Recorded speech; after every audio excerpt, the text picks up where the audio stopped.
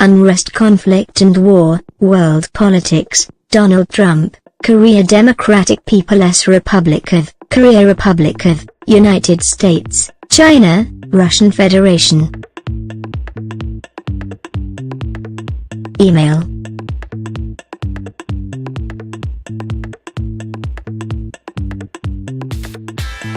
Related story, US ready to use force against North Korea, ambassador warns. Related story, South Korea more scared of Trump than North Korea, Gareth Evans says there's a saying in politics, never let a good crisis go to waste.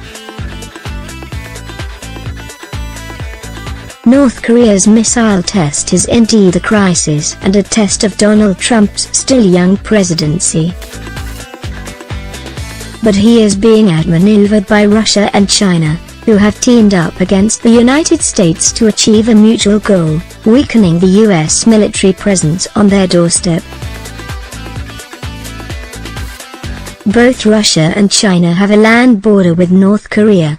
For China especially, North Korea is a buffer between it and US-friendly South Korea, and more than 20,000 American soldiers who are based there. The US has been allied with Seoul since the end of the Korean War. American forces regularly hold military exercises with South Korea. More recently, the US has been deploying a missile defense system in South Korea known as THAAD, designed to shoot down incoming missiles before they land. On Monday, when North Korea launched this new intercontinental ballistic missile, China's Xi Jinping and Russia's Vladimir Putin were holding a summit, and presented their own solution to the crisis. On the plus side for Washington, their plan called on North Korea to halt and cancel its nuclear and missile programs.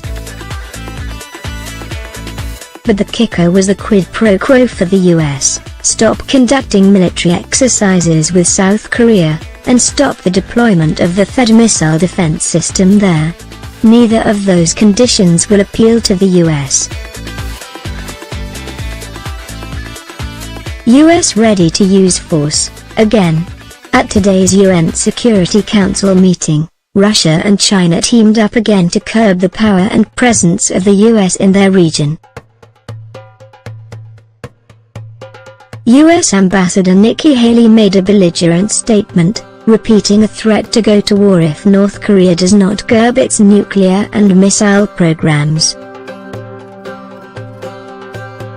North Korea's actions are quickly closing off the possibility of a diplomatic solution, she told the meeting. The United States is prepared to use the full range of our capabilities to defend ourselves and our allies. One of our capabilities lies with our considerable military forces. We will use them if we must. It's a threat that has been made and heard before. Back in April, Ms. Haley was asked if the US would use military force against North Korea.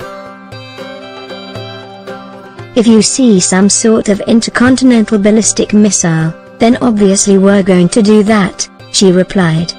This week, North Korea did exactly that. Both Russia and China condemned North Korea's missile test. But both countries firmly ruled out the use of force as a solution to the problem. Russia even appeared to rule out new sanctions, saying attempts to strangle North Korea economically were equally unacceptable.